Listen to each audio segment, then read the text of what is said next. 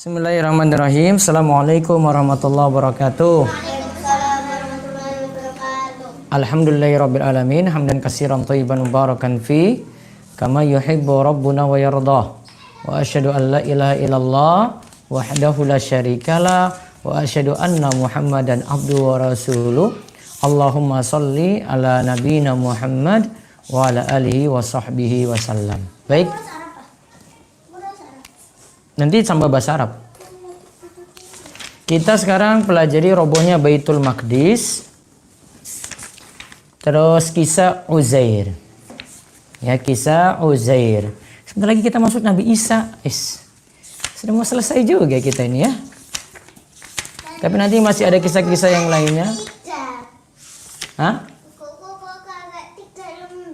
Nah, ini bahasa Arab dah belum, nanti bisa pakai buku baru lagi Ruqayyah.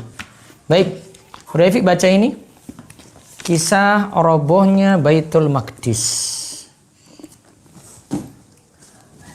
Baik.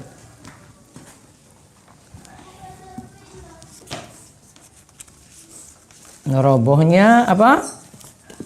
Baitul Maqdis, baca. Nabi Daud sudah, Nabi Sulaiman sudah.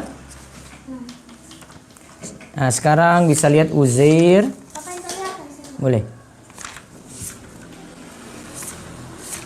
Sebentar ada tentang Daniel. Nah, sekarang ke kisah hancurnya Baitul Maqdis. Baca dulu. Robohnya Baitul Maqdis. Robohnya Baitul Maqdis, iya.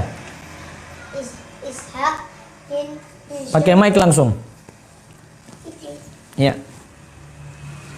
Langsung kita Ishak bin Fisher berkata, sesungguhnya ketika Allah mengirim arminya pada Bani Israel, demikian ketika Bani Israel semakin Bani Israel yang Allah Ta'ala mewahyukan kepada seorang nabi dari kalangan Bani Israel yang bernama Armiyah. Itu apa? Armiyah disebut munculnya berbagai kemaksiatan di kalangan Bani Israel. Ya, terus demikian ketika Bani Israel semakin menjadi-jadi mengerjakan kemaksiatan dan membunuh para nabi. Uhud Nasr sangat ingin menghancurkan mereka. Ketika Allah hendak menyiksa mereka dan menyampaikan risalah Rob mereka kepada arminya. Mereka mendengar isi risalah itu berupa ancaman dan azab. Mereka berlaku durhaka, mendustakan dan menuduhnya dengan mengatakan, kau telah berdusta dan kegilaan telah membuatmu melakukan ini. Mereka kemudian menyeretnya, mengikatnya dan memenjarakannya.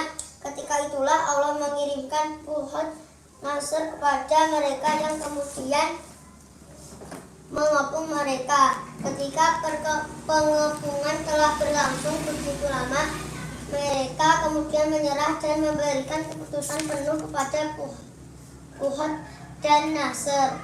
Uhud Nasr memutuskan untuk membunuh sepertiga dari mereka, melawan sepertiga yang lain, menghancurkan Baitul Maqdis, mengusir anak-anak dan memerintahkan supaya Armiyah dikeluarkan dari penjara. Sejak itulah Bani Israel terpisah-pisah di banyak negara. Baik, sekarang saya bacakan sambil saya ambil buku itu.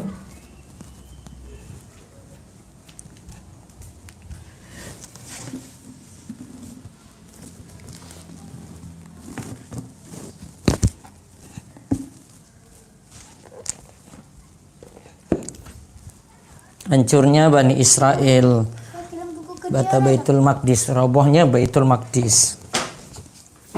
Ishak bin Bishr berkata, sungguhnya ketika Allah mengirim arminya kepada Bani Israel, di sini ini disebut ya, Armiyah, seorang nabi dari kalangan Bani Israel. Jadi ada nabi yang namanya Armiyah. Bukan. Ada nabi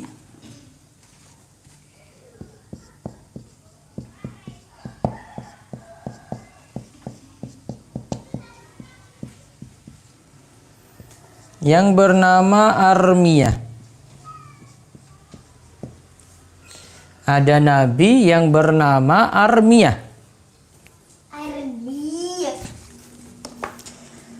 Demikian ketika Bani Israel semakin menjadi-jadi mengerjakan kemaksiatan dan membunuh para nabi. Lihat tuh, Bani Israel itu sifatnya ya, lakukan maksiat.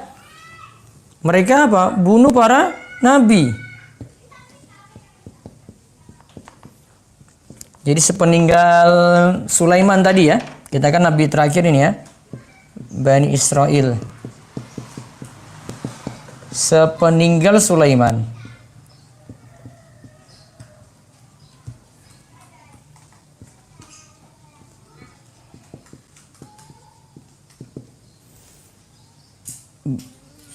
bermaksiat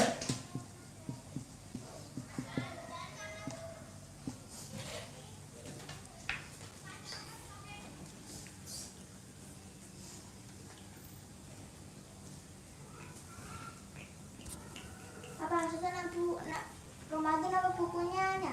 Buku tulisnya. Ramadan? Buku tulisannya. Buku tulis mana? Gitu. Enggak, lanjut. Ya, nanti kita kasih buku baru. Bermaksiat dan apa tadi? Membunuh para nabi.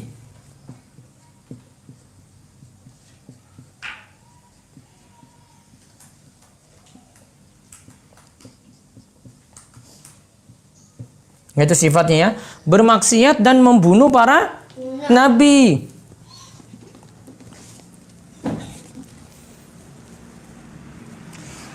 Bukht Nasr sangat ingin menghancurkan mereka. Bukht Nasr, nama orang ini. Bukht Nasr sangat ingin menghancurkan mereka.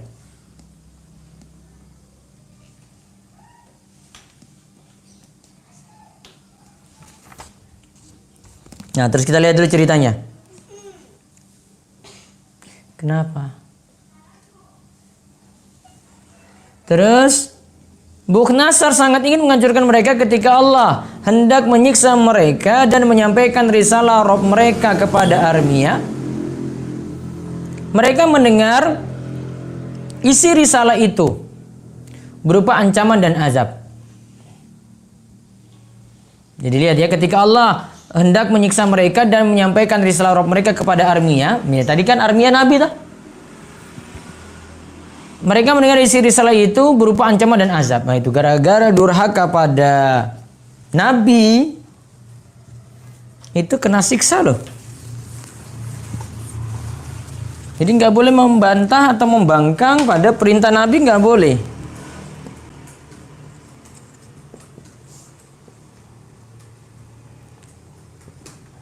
Karena mereka itu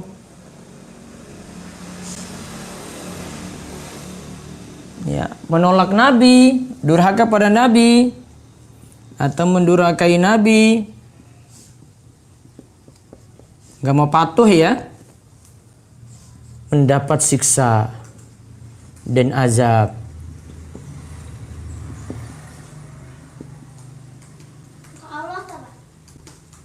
Iya, mereka dapat siksa dan azab dari Allah.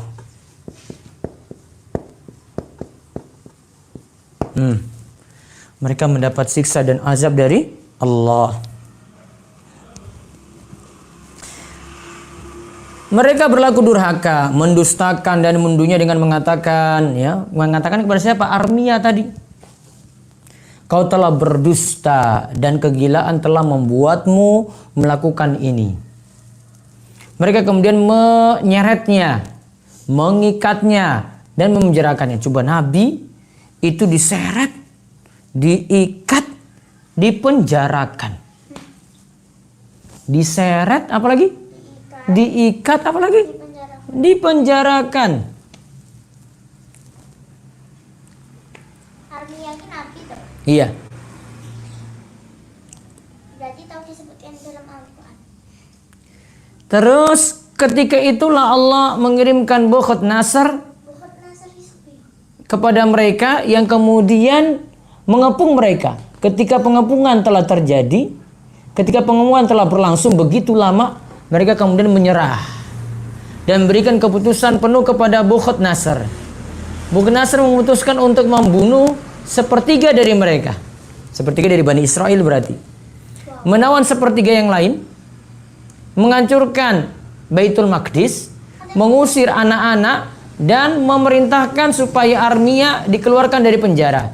Sejak saat itulah Bani Israel terpisah-pisah di banyak negara. Yang berarti yang hancurkan Bukhtnasr. Nah, coba kita lihat tadi ya.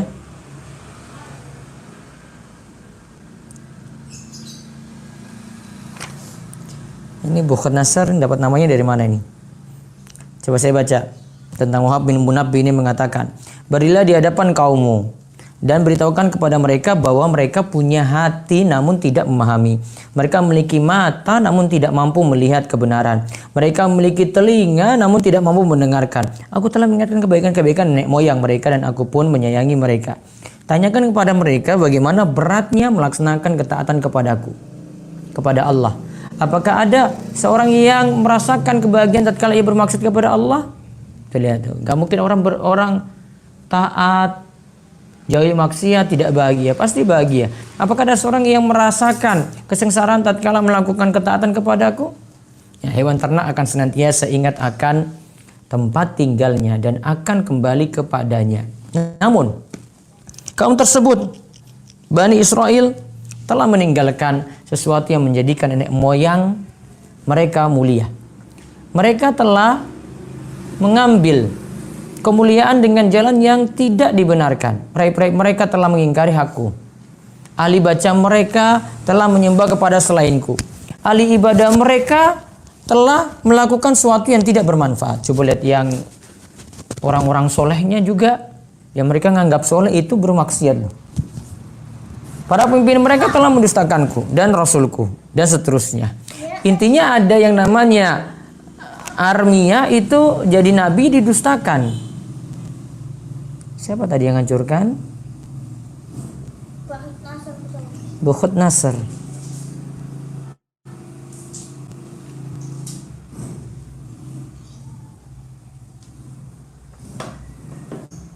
Iya, Bukhtnasr. Berarti tadi ada muncul ketamakan Bukhtnasr atas diri mereka.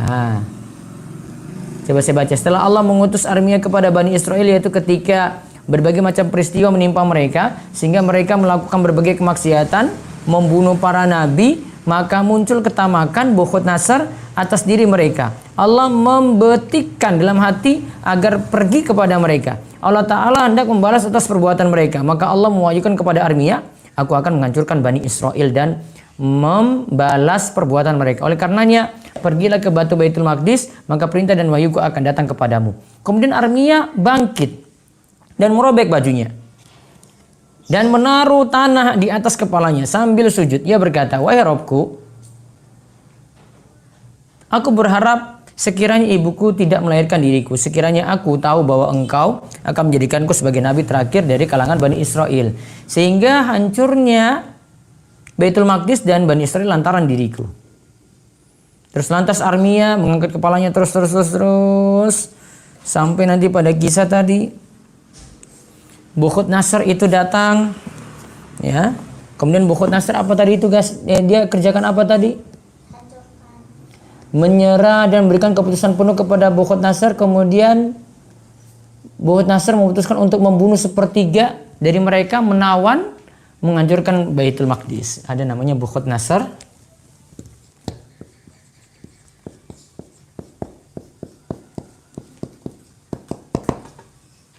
Yaitu melakukan apa? Sepertiga Bani Israel dibunuh.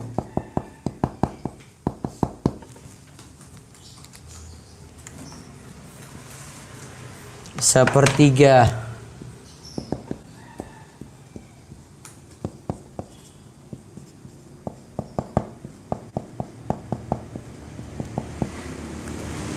ada dibunuh, terus apa lagi? Ditawan.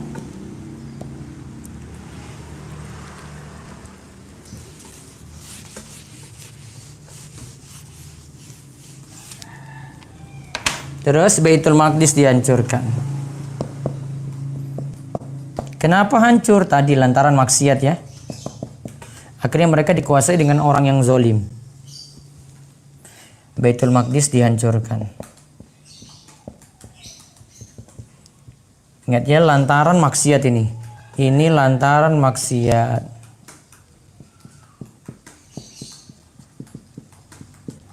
Bani Israel dikuasai orang zolim.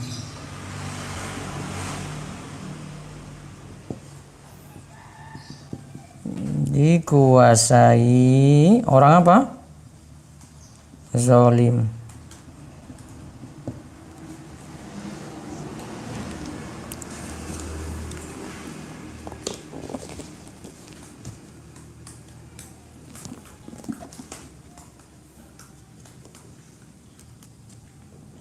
Ya, dikuasai orang apa? Zolim.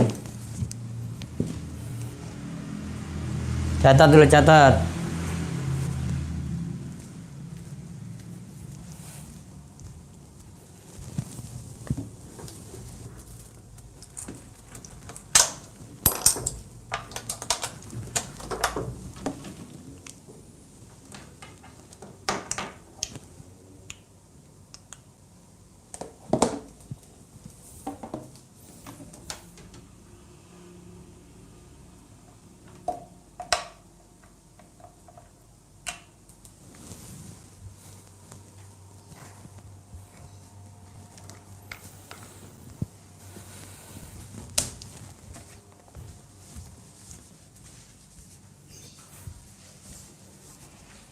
Sudah? Itu lantaran maksiat Bani Israel dikuasai orang zolim.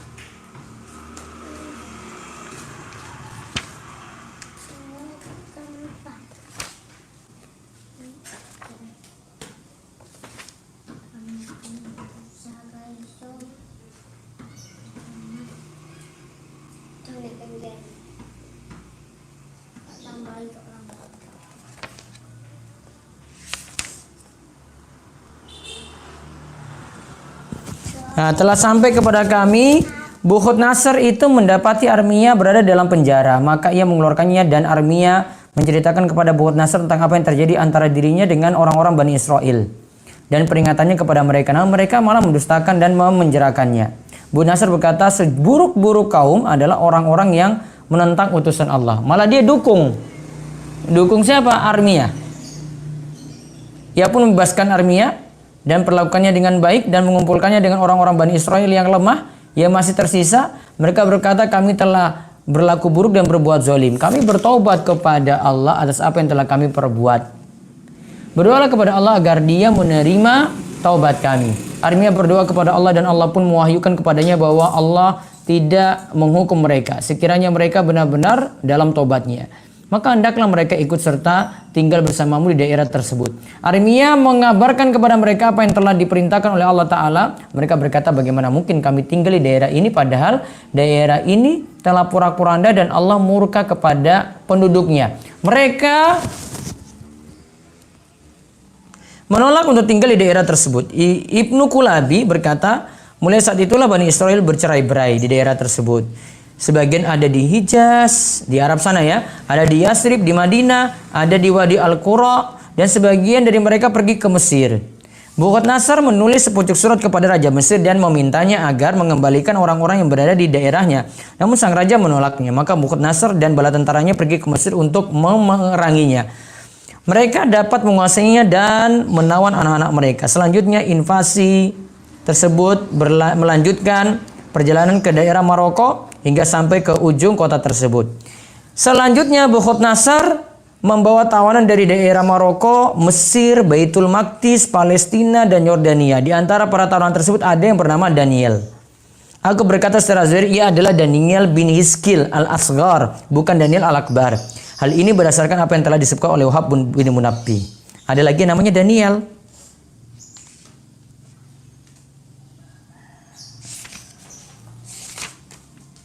Terus ada renovasi Baitul Maqdis setelah kehancurannya dan bersetujunya orang-orang Bani Israel setelah perpecahan mereka di penjuru bumi. Lalu kita baca kisah Uzair. Rafi baca. Kisah Uzair. Coba baca Ruqayyah. Uzair rumah Iso berarti. Ya besok baru ini Mbak Ais. Satu hari satu orang nggak bisa nanti ini terganggu. Nanda minda. Uzair. Kisah Uzair. Imam Al-Hafiz Abu Al-Qasim Ibnu As-Sakir berkata, dia adalah Uzair bin Ais apa sopan tulis? Ishaq bin Bishr. Uzair bin Haywah, sini Jarwah. Sebentar, kita cek nama aslinya. Sambil dihapus rumah Iso. Tanpa .com. Kisahul Uzair 383.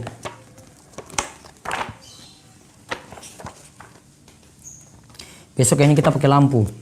Al-Hafiz Abul Qasim Ibnu As-Sakir. Dia namanya Uzair bin Haywah. Haywah, betul? Uzair bin Haywah. Terus ada yang mengatakan Ibnu Surayrat. Lalu ada yang mengatakan Uzair bin Sarukha. Terus Uzair ini adalah salah satu tawanan Bukhat Nasr. Yang kala itu masih anak-anak. Setelah umurnya mencapai 40 tahun, maka Allah mengaruniakan hikmah kepadanya. Dia bukan nabi, dia orang soleh. Terus Ibnu Abbas.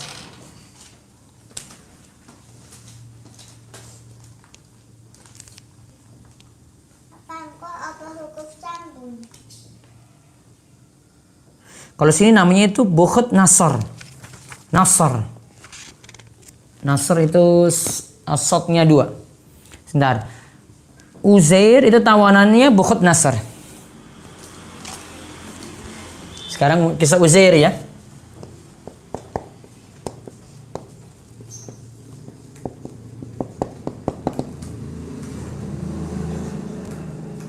Uzair itu tawanannya siapa? Uzair bin siapa tadi? Uzair bin Haywah.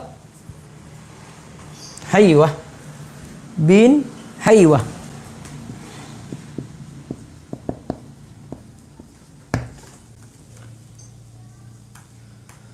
Uzair bin Haywah.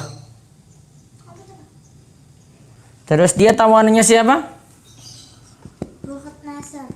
Dia tawanannya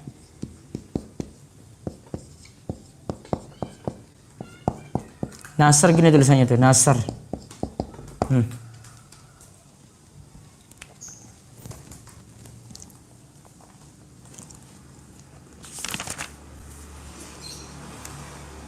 Uzair itu dia yang ditahan Bukhat Nasr.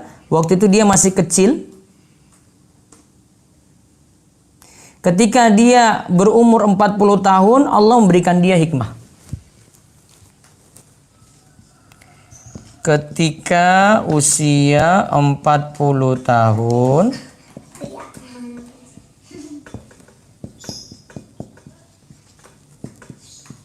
Allah memberinya hikmah.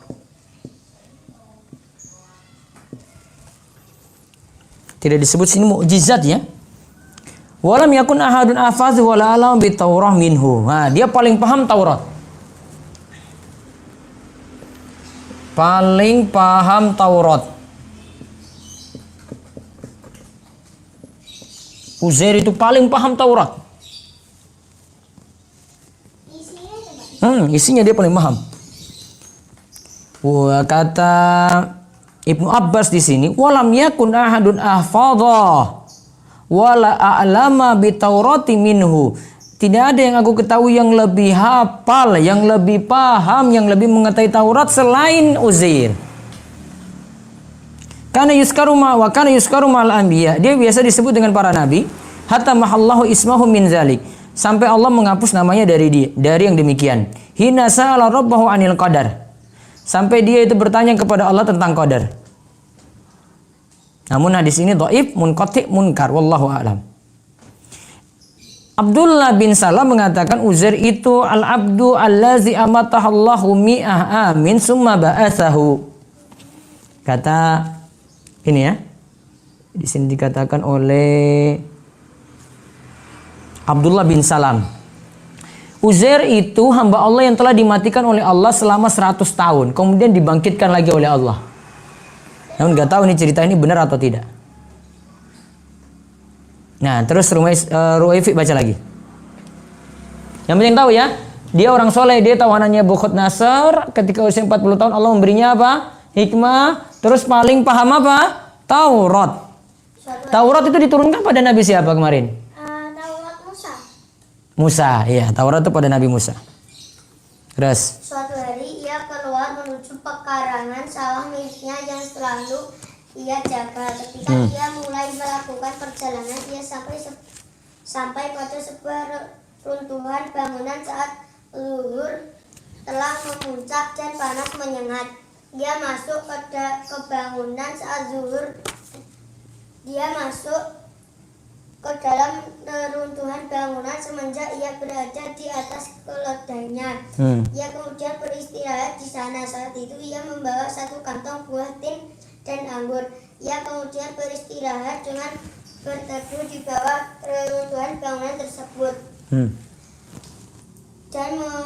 Dan mengeluarkan sebuah mangkok. Setelah itu ia memeras anggur yang ia bawa ke mangkok. Kemudian mengeluarkan roti kering dan mencelupkannya ke dalam mangkok berisi perasan anggur agar basah sehingga bisa ia makan. Setelah itu kemudian ia bersandar dengan meletakkan tengkuknya pada sebuah sandaran dan merenungkan bangunan yang runtuh. Ada banyak rumah lain yang masih tegak berdiri kokoh di sekeliling rumah itu, sedangkan penghuninya telah hancur, luluh, lantak, dan ia melihat tulang belulang yang telah lusuh dan usang. Ia kemudian berujar, bagaimana Allah akan menghidupkan kembali semua ini setelah kematiannya? Allah mengutus malaikat maut yang kemudian mencabut ruhnya. Allah mematikan selama 100 tahun. Nah itu tadi toh, matikan selama 100 tahun terus. Setelah 100 tahun datang malaikat yang meniupkan ruh pada jasadnya. Allah menghidupkan kembali. Malaikat yang meniup ruh berkata kepadanya, berapa lama kamu tinggal di sini? Ia menjawab, saya telah tinggal di sini sehari atau setengah hari. Quran surat Al-Baqarah ayat 259. Melihat bahwa ia tidur pada permulaan siang dan dibangkitkan lagi pada penghujung siang di mana matahari belum sempurna tenggelam. Malaikat kemudian berkata kepadanya, sebenarnya kamu telah tinggal di sini 100 tahun. Makanannya belumlah berubah. Makanannya berupa buah tin dan anggur pun demikian. Sedangkan keledainya telah hancur luruh lantak menjadi tulang belulang. Malaikat kemudian memanggil tulang-tulang keledai dan tulang-tulang itu pun memenuhi panggilan malaikat. Tulang-tulang itu mulai memintal dan menyusun dirinya, kemudian daging pun membarutnya hingga tertutup kulit dan bulu-bulu. Malaikat kemudian meniupkan ruh padanya hingga keledai itu berdiri sembari mengangkat kepalanya dan bersuara. Taurat terputus di zaman Uzair, kemudian orang-orang yang menghafalnya mulai mendiktekannya pada Bani Israel berkata, Musa tidak mampu mendatangkan kepada kita Taurat kecuali dalam bentuk sebuah buku, sedangkan Uzair datang kepada kita membawanya tanpa buku. Sebagian di antaranya lantas berkata, Uzair adalah anak Allah, semoga Allah melaknat mereka. Nah, Uzair ini dikatakan sebagai anak Tuhan. Kenapa? Saya bacakan nanti ya. Jadi tulis lagi, Uzair itu diangkat orang Yahudi. Itu diangkat orang Yahudi sebagai anak apa? Tuhan.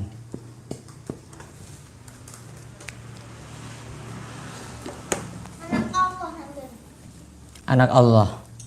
Lihat ya di sini ya. Ini kisah yang saya sebut. Ibnu Asakir cerita bahwa Abdullah bin Salam itu mengatakan tentang firman Allah, wa qalatil yahudu Uzair ibnullah. Nah, orang Yahudi itu mengatakan Uzair itu anak Allah. Kenapa mereka mengatakan seperti itu? Ibnu Salam katakan, makana min katbi li bani Israil Taurah min hifdhihi. Wa qawli bani Israil lam yastati Musa ayatiyana bi Taurah illa fi kitabin wa inna Uzair qad ja'ana biha min ghairi kitabin faramahu tawaif minhu wa qawlu Uzair ibnullah. Lihat ya. Kenapa sampai diangkat jadi Tuhan? Uzair itu menulis Taurat dari hafalannya. Uzair menulis apa? Taurat dari hafalannya. Bani Israel berkata, Musa hanya bisa memberikan Taurat kepada kita dengan tulisannya. Namun Uzair itu memberikan Taurat kepada kita tanpa tulisan. Maka sekelompok orang mengatakan bahwa Uzair itu putra Allah. Apa coba bedanya dengan Nabi Musa? Orang-orang bilang apa ketika itu? Bani Israel bilang apa? Hah? Nabi Musa itu apa? Diberi Taurat, mengajarkan Taurat dengan tulisan, gitu aja ya.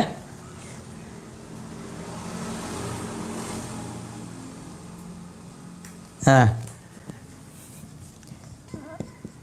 mengajarkan Taurat dengan tulisan.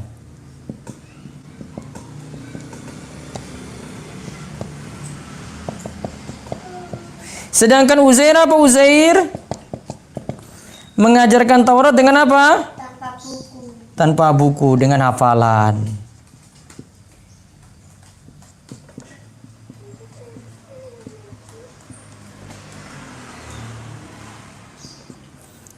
Makanya orang itu bisa jadi terlalu pede dengan hafalan lo kayak begini. Jadi ada yang memperlakukannya itu berlebihan. Seperti Uzair di sini.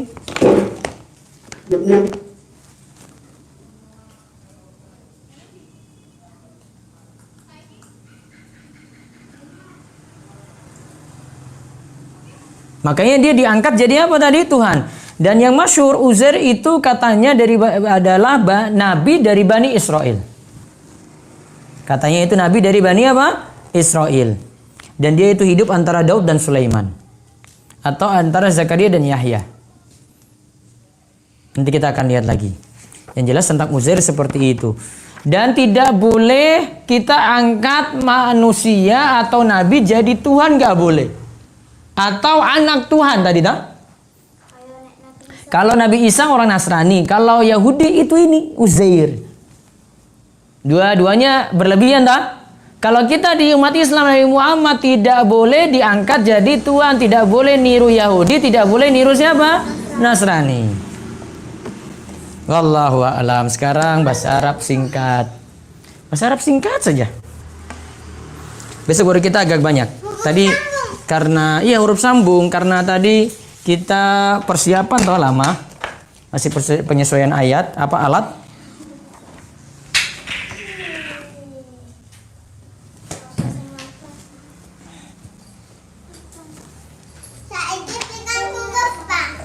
Sekarang cuma sedikit huruf, cuma 2 aja. Kemarin apa yang terakhir? To, sot, dot.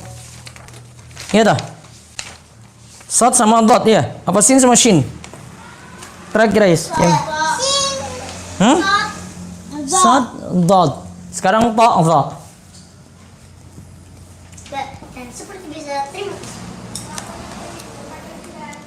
Saya, Papa taruh itu di atas nih.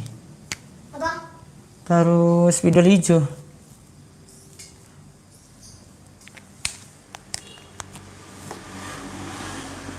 Awal, tengah, akhir. To, terus apa lagi? Dho. To langsung ya, saya tulis yang awalnya ya. To. Dho.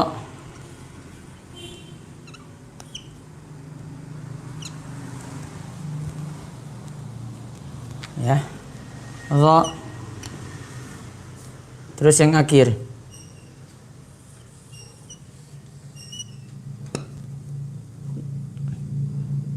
To. Yang akhir ya. Ingatin ya, ada garisnya. Terus Dho, tinggal tambah titik. Dho, tinggal tambah titik.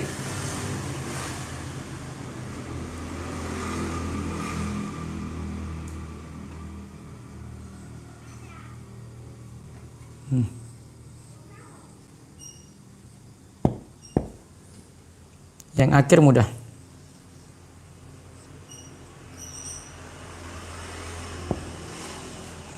Ingat ya, penulisan dho dulu itu caranya ya, saya ulang.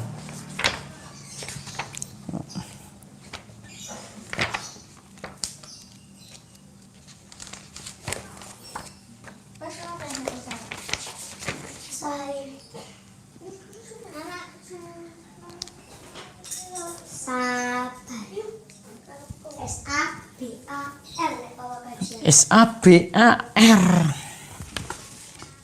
Ingat ya.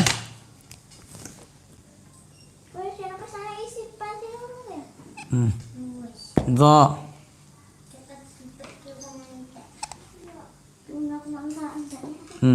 Dho, lihat ya. Akhir ya. Bisa gini tulisannya. Dho, ya dah. Dho, wes. Tok karo dho. Baleni ulang, baleni. Tak ulang, lihat. Dari sini, sini gini. Terus tarik dari atas turun. Ini gini. Terus tarik atas turun. Baru kemudian tarik garis gini. Nah. Oh, berarti garis kayak awal. Nah, bulat dulu, terus baru tarik garis terakhir. Tarik garis terakhir. Kalau ini dho, ini gitu.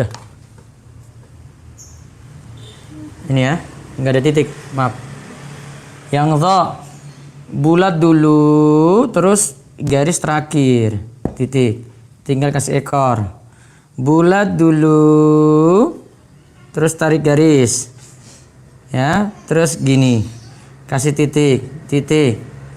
Bulat dulu, terus tarik gini, terus gini. Dho, wes. Nyambungannya besok. Besok kita mulai lebih awal ya. 4:30 sudah siap-siap. Besok kita lebih awal, 4:30 sudah siap-siap.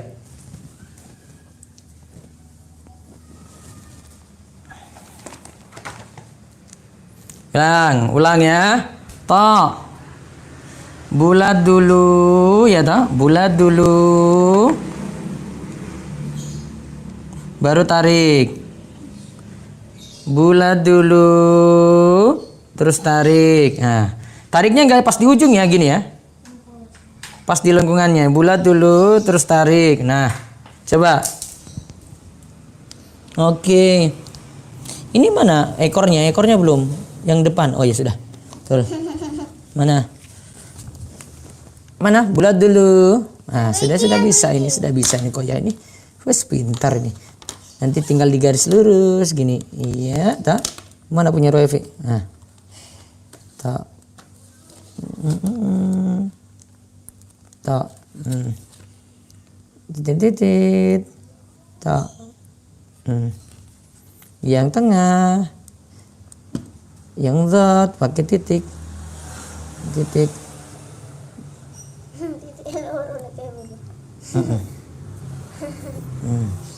Susah sangat. Za. Tiga eta. Papa, kanin. Ngono. Satu tiga pun nggak apa-apa. Iya kalau lagi malas. Kayak Oke, sudah kita cukupkan. Mudah-mudahan manfaat. Assalamualaikum warahmatullahi wabarakatuh. Subhanakallahumma bihamdika asyhadu an la ilaha illa anta astaghfiruka wa atubu ilaik.